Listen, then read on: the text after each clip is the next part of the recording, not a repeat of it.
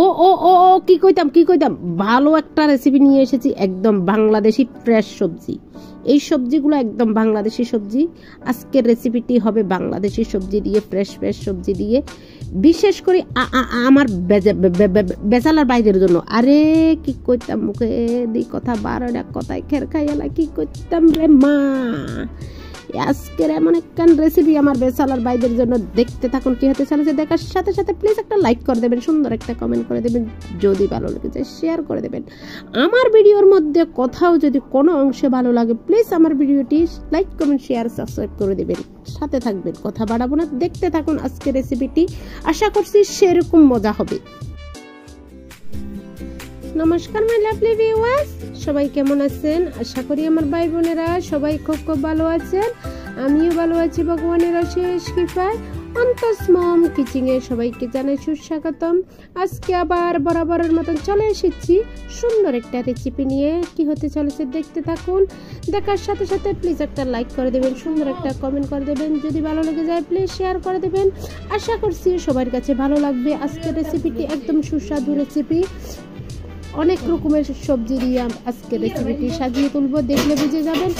খুব মজাদার একটা রেসিপি, বিশেষ করে আমার বেচালার বাইদের জন্য আজকের রেসিপিটি দেখতে থাকুন প্লিজ। এটার আগে বলে রাখি, যারা আমার চ্যানেলে নতুন এসেছেন প্লিজ আমার চ্যানেলটা সাবস্ক্রাইব করে দেবেন, পাশে থাকা বেল আইকনটি টিপে দেবেন। প্রথমে দেখতে পাচ্ছেন বড় সাইজের একটা স্টিলের থালির মধ্যে অনেক রকমের সবজি নিয়েছি। এই সবজিগুলা শীতকালীন সবজি অবশ্যই দেখতে পাচ্ছেন। আমি এই ভিডিওটি অনেকদিন আগে করে রেখেছিলাম, আজকে তুলে ধরলাম আপনাদের কাছে। এখানে কি কি নিয়েছি দেখুন। একদম নতুন আলু, পটল দেখতে পাচ্ছেন, 2 রকমের শুটকি, একটা রূপচাঁদা শুটকি আর একটা হয়েছে চুরি শুটকি, মূলো, বেগুন, শিম, আবার বরকডি। এই উপকরণগুলো নিয়েছি আমি। দেখতে পাচ্ছেন খুবই মজাদার একটি রেসিপি হবে। আস্তে আস্তে সম্পূর্ণ রেসিপি সবজিগুলো আমি কেটে নেব। সবগুলো আর দেখাবো না কাটা, কেন কি ভিডিওটি এমনিতে লম্বা হয়ে যাবে, সেজন্য।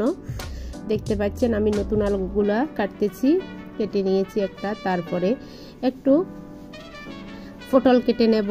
দেখতে পাচ্ছেন একে একে সম্পূর্ণ সবজিগুলো আমি কেটে এক সাইডে রেখে দেব, ধুয়ে পরিষ্কার করে। শুটকিও কেটে নেব, কেটে এক সাইডে রেখে দিয়েছি। কড়াইতে দিয়ে দিলাম আমি পরিমাণ মতন তেল, দেখতে পাচ্ছেন। এবার দিয়ে দিলাম আমি হাফ কাপ পেঁয়াজ কুচি, দেখতে পাচ্ছেন, দিয়ে খুব ভালোভাবে একটু নেড়ে চেড়ে দিয়েছি, ভালো গন্ধটা চলে যাক, কাঁচা গন্ধটা। এবার দিয়ে দেব 2টা রসুনের কোয়া থেতো করে দিয়ে দিলাম, একটু আদা কুচিও দিয়ে দিলাম, দেখতে পাচ্ছেন, দিয়ে একটু নেড়ে চেড়ে দিলাম। এবার এর মধ্যে দিয়ে দেব আমি আগের থেকে যে আলু কুটে ধুয়ে রেখেছি, আলুগুলা দিয়ে দিলাম প্রথমে আমি। দেখতে পাচ্ছেন আলুগুলো একটু নেড়ে চেড়ে দিয়েছি, দিয়ে দিলাম এবার আমি মূলোগুলা নেড়ে চেড়ে দিয়েছি। দেখতে পাচ্ছেন উঁচু নিচু করে খুব ভালোভাবে মূলোগুলো দিয়ে দিলাম। এবার দিয়ে দেব আমি পটল, দেখতে পাচ্ছেন পটলগুলো দিয়ে খুব ভালোভাবে একটু নেড়ে চেড়ে দেব। এগুলো একটু শক্ত সবজি, সেই জন্য আগে দিয়ে দিলাম আমি সামান্য পরিমাণ লবণ দিয়ে দিলাম। আলু মূলোর থেকে, পটল থেকে একটু জল বের হয়ে যাক, গায়ের মধ্যে লেগে গেলে খেতেও ভালো লাগবে, ব্যাপারটা সেরকম। নেড়ে চেড়ে খুব ভালোভাবে একটু কষিয়ে নিয়েছি। এবার এ পর্যায়ে দিয়ে দেব আমি নরম সবজিগুলার মধ্যে কি নিয়েছি দেখুন। শিম দিয়েছি, দেখতে পাচ্ছেন, ধুয়ে পরিষ্কার করে রেখেছি। বরকডি দিয়েছি, দেখতে পাচ্ছেন। এবার দিয়ে দিলাম আমি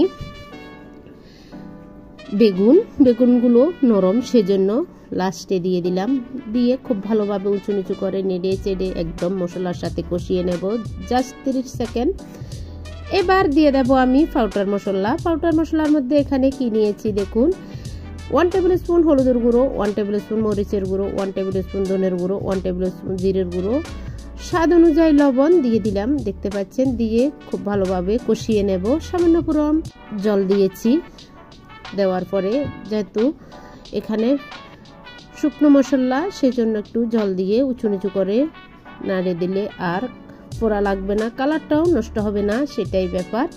খুব ভালোভাবে কষিয়ে নিচ্ছি। এই যে দেখুন কত সুন্দর কালারটাও এসেছে, দেখতে পাচ্ছেন। দিয়ে দেব এবার আমি শুটকি।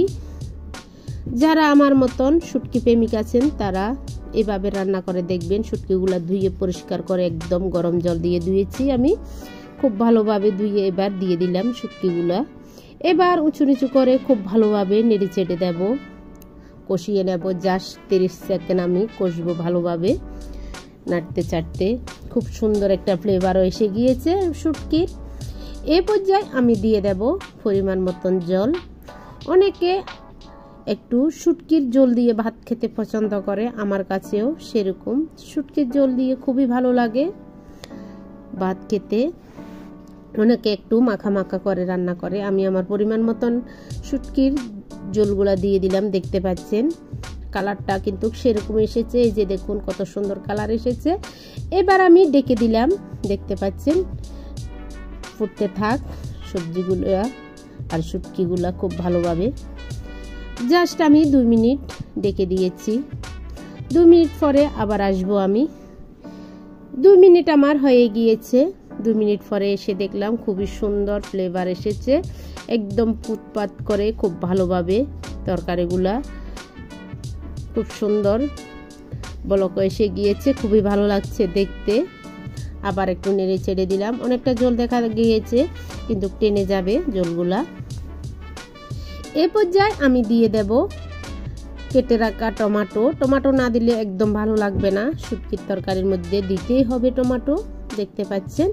আমি এবার ডেকে দিলাম, আবার ঢাকা দিয়ে রেখেছি জাস্ট আবার 2 মিনিট।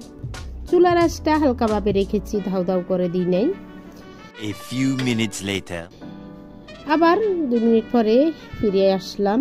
দেখতে পাচ্ছেন খুবই সুন্দর হয়েছে আমার তরকারিগুলো, একদম ইয়ামি দেখা যাচ্ছে। এবার দিয়ে দেব আমি ধনেপাতা। ধনেপাতা না দিলে একদম চলবে না, দিতে হবে ধনেপাতা। যেহেতু আমরা বাঙালি, বাঙালির ধনেপাতা ছাড়া একদম শুটকির তরকারি ভালো লাগে না, সেজন্য আমি ধনেপাতা ছড়িয়ে দিলাম। দেখতে পাচ্ছেন অবশেষে আমার ফাইনালি রেসিপিটা একদম রেডি হয়ে গিয়েছে। এভাবে করে আমার বেচালার বাইরে ট্রাই করবেন, খুবই ভালো লাগবে। এই সম্পূর্ণ সবজিগুলো আমার বাংলাদেশ থেকে এসেছে, একদম বাংলাদেশি ফ্রেশ সবজি। আমি শুটকি দিয়ে রান্না করেছি, শুটকিগুলো বাংলাদেশ থেকে এসেছে। কেমন লাগলো আমার রেসিপিটি প্লিজ আপনারা দেখে কমেন্ট করবেন এবং ট্রাই করবেন। যদি ভালো লেগে যায় আমার রেসিপিটি কোনো অংশে প্লিজ একটু লাইক কমেন্ট শেয়ার করে দেবেন। আজকের মতন আজকের রেসিপি এখানে সমাপ্ত করলাম। আবার একটা নতুন রেসিপি নতুন ভিডিও নিয়ে চলে আসবো। ততক্ষণ পর্যন্ত সবাই ভালো থাকবেন, সুস্থ থাকবেন। সবাইকে জানাই টাটা, বাই বাই, নমস্কার, চুড্ডি।